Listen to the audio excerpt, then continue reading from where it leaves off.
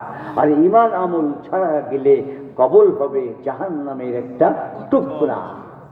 যদি বলুন ঠিক না বেঠিক? অতএব ইতিহাস বলার উদ্দেশ্য আর কিছু না, আমাদের ঈমানকে মজবুত করা, এটাই ইতিহাস বলার উদ্দেশ্য। আল্লাহ এই ইতিহাস কোরআনে কেন বলছেন? কোরআনে আল্লাহ ইতিহাসের কারণ বলে দিয়েছেন। তিনি বলেছেন লিনুসাব্বিতা বিহি ফুআদাক নাকুসসু আলাইকা মিন আনবাইর রুসুল। আল্লাহ তার নবীকে বলেন, ও আমার প্রিয় নবী, অতীতের বিভিন্ন নবীদের ঘটনা বলি কোরআনে আপনাকে আমি বলেছি। কেন? লিনুসাব্বিতা বিহি ফুআদাক,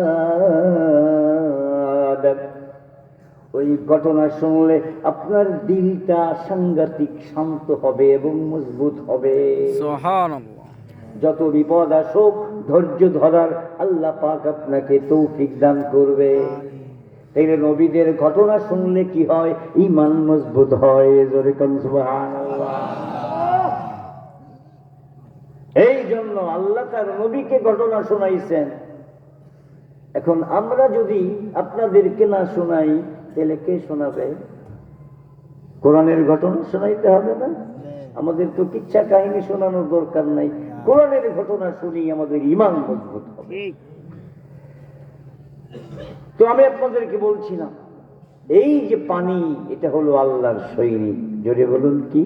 আল্লাহর সৈনিক। আল্লাহর হুকুম দিলে এই পানি মানুষের জীবন রক্ষা করে, আবার আল্লাহ হুকুম দিলে এই পানি মানুষের মরণ ঘটায়। ঠিক। জীবন রক্ষা করলো যারা নবীকে মানলো তাদের জীবন, আর যারা নবীকে মানলো না তাদের জীবন কি হয়ে গেল? ধ্বংস হয়ে গেল। মাঝখানে একটা কথা বলে নেই, এই যে চারটা জিনিস, আগুন, পানি, মাটি, বাতাস, এগুলো সব আল্লাহ সৈনিক। যদি বলুন কি? এগুলো নিজে নিজে চলে না আল্লাহর হুকুমে চলে?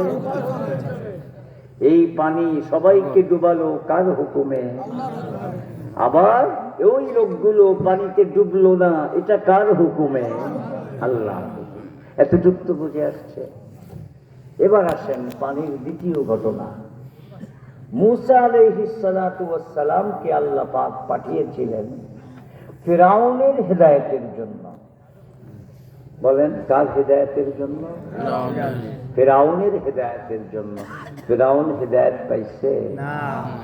তবে ফিরআউন হেদায়েত না পাইলেও ফিরআউনের জাদুঘর ছিল ৭০,০০০, তারা হেদায়েত পেয়ে গেছে। ঘটনাটা কি? ঘটনা হলো মূসা আলাইহিস সালাম যখন ফিরআউনকে দাওয়াত দিলেন, ফিরআউন দাওয়াত গ্রহণ করল না, উল্টা হযরতে মূসা আলাইহিস সালাতু ওয়াস সালামের লাঠিকে সাপ হতে দেখে বলল, তুমি তো একটা জাদুঘর, আমার অনেক জাদুঘর আছে, তাদেরকে দিয়ে তোমাকে আমি পরাজিত করব। জাদু দেখানোর এই বাহাস হবে। কোন একদিন ঠিক করা হলো, সেই দিন সমস্ত দেশবাসীকে খবর দেয়া হলো, একদিকে থাকবে মূসা আর একদিকে থাকবে ফিরআউনের ৭০,০০০ জাদুঘর। সেদিন প্রদর্শনী হবে, যে জিতবে সে সবার কাছে সম্মানিত হবে। ফিরআউন তো ভাবলো আমি জিতবো, কারণ আমার জাদুঘরের সংখ্যা কত? ৭০,০০০, আর তার হলো মাত্র একটা লাঠি।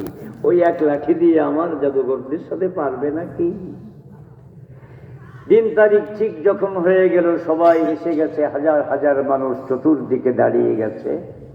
মূসা আলাইহিস সালাম তখন গিয়ে জাদুঘরদেরকে বললেন, তোমরা কি জাদু দেখাইতে চাও দেখাও।